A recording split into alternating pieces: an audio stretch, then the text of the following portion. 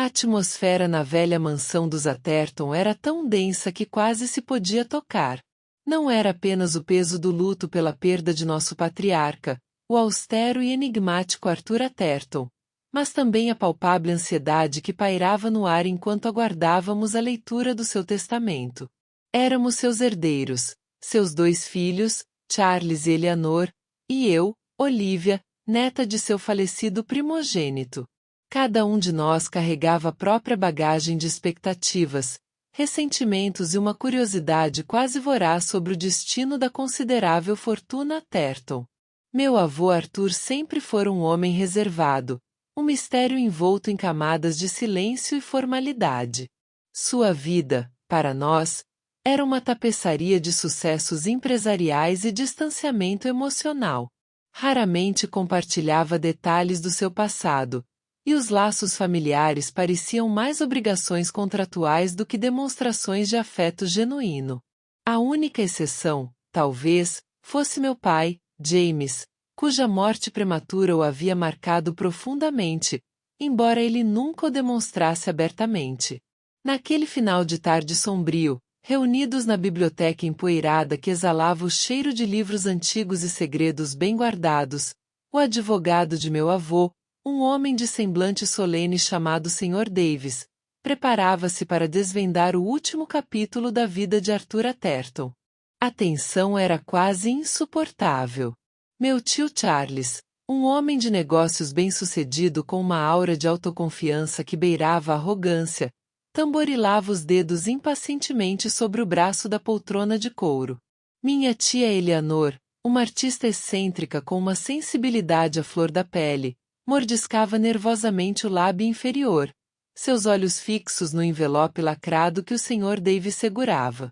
Eu, por minha vez, tentava manter uma compostura que não sentia, meu coração batendo compassadamente contra as costelas enquanto uma miríade de pensamentos cruzava minha mente. O Sr. Davis pigarreou, ajustou seus óculos de aro fino e começou a ler o testamento com uma voz monótona e profissional que parecia destoar da carga emocional do momento. As primeiras cláusulas foram previsíveis: legados menores para funcionários de longa data, uma doação para uma instituição de caridade que meu avô apoiava discretamente. Então, chegamos aos nomes dos herdeiros diretos. Para meu tio Charles, a maior parte dos bens imóveis e uma fatia considerável das ações da empresa Atherton Industries. Para minha tia Eleanor, uma generosa quantia em dinheiro e a coleção de arte que meu avô havia reunido ao longo dos anos.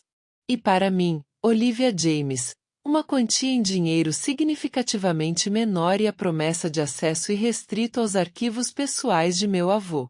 Uma onda de decepção sutil percorreu meu corpo. Não que eu esperasse uma parte igualitária da fortuna, mas a disparidade era evidente. Observei as reações dos meus tios.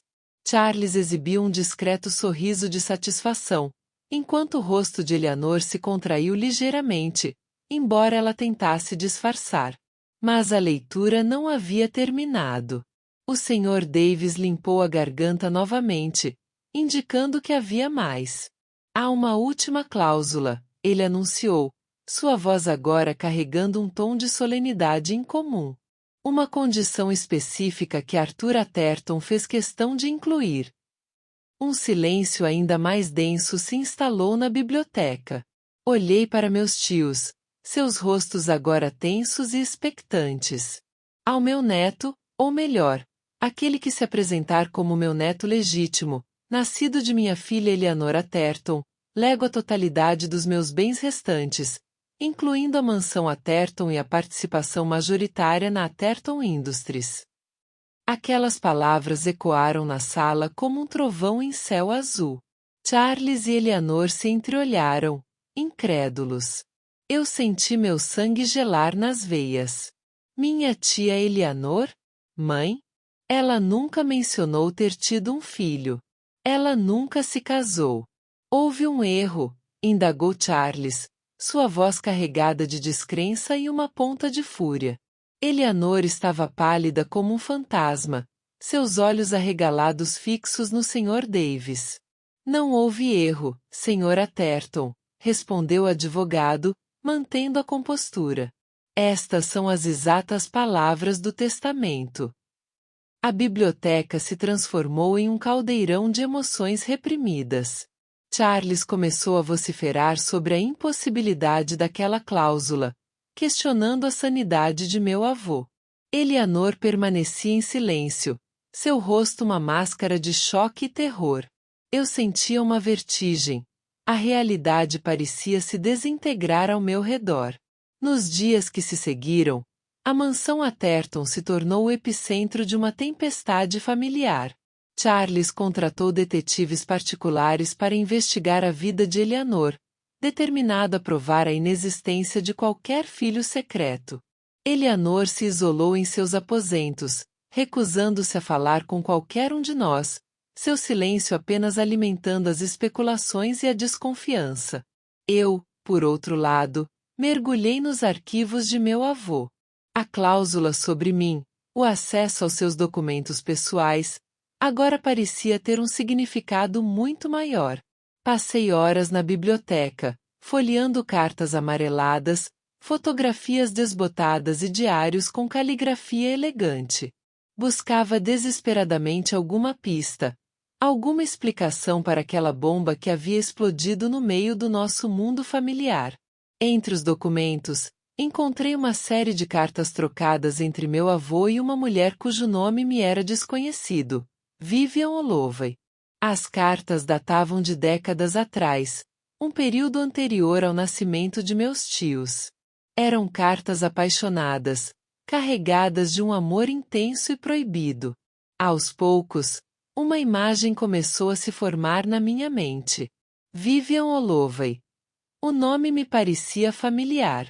Em um dos diários de meu avô, encontrei uma entrada que me fez parar o coração. Ele mencionava um breve e intenso relacionamento com uma jovem artista, uma mulher talentosa e independente chamada Vivian Holloway. E ele confessava uma dúvida avassaladora. Vivian havia engravidado. Ele nunca soube ao certo se o filho era dele. Eles haviam se separado abruptamente, por circunstâncias que ele não detalhava, e ele nunca mais a procurou. A peça final do quebra-cabeça surgiu quando encontrei uma velha fotografia de Vivian Holloway. O rosto era incrivelmente parecido com o de minha tia Eleanor quando jovem. A semelhança era inegável. Confrontei Eleanor com as cartas e a fotografia. No início, ela negou, seu rosto contraído em uma expressão de dor. Mas diante da evidência irrefutável, ela desabou. Entre lágrimas e soluços, ela confessou. Vivian Holloway era o nome artístico que ela usava na juventude, quando era uma pintora promissora. Ela e meu avô haviam tido um caso apaixonado, um segredo que ela guardara por toda a vida. E sim, ela havia engravidado. O filho, ela revelou, havia sido dado para adoção logo após o nascimento.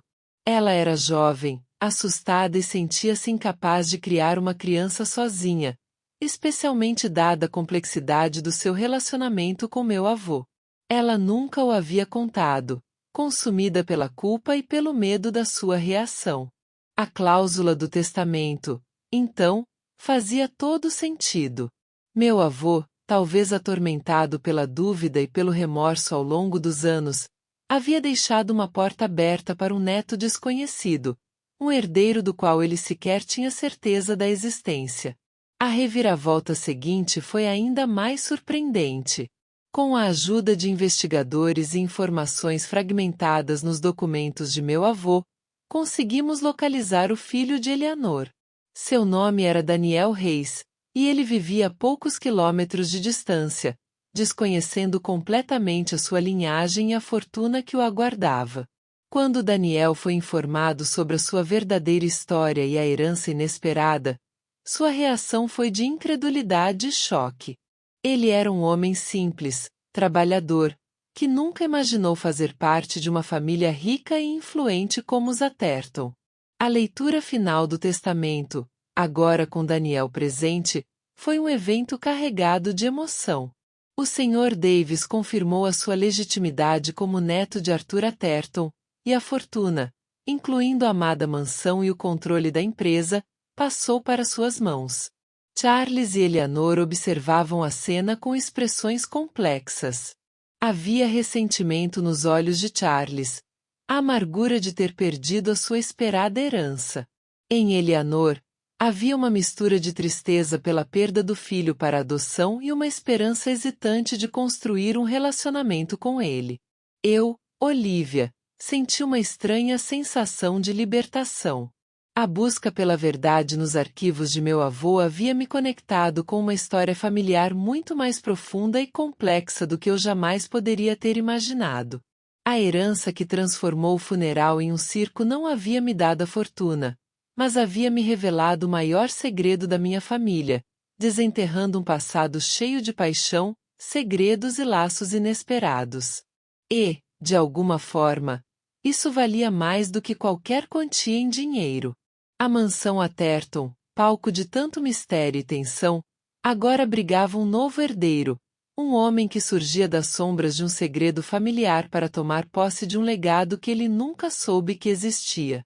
O futuro da família Atherton era incerto, mas uma coisa era clara. O testamento de meu avô havia plantado as sementes de uma nova história, uma história que ainda estava por ser escrita.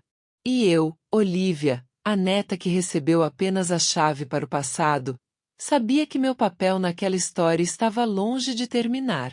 Havia pontas soltas a serem atadas, verdades a serem exploradas, e talvez, uma nova forma de conexão familiar a ser construída sobre os alicerces de segredos finalmente revelados. A herança de Arthur Atherton havia se provado muito mais do que uma simples distribuição de bens. Era um catalisador para a revelação e, quem sabe, para a redenção. Quando Daniel foi informado sobre a sua verdadeira história e a herança inesperada, sua reação foi de incredulidade e choque.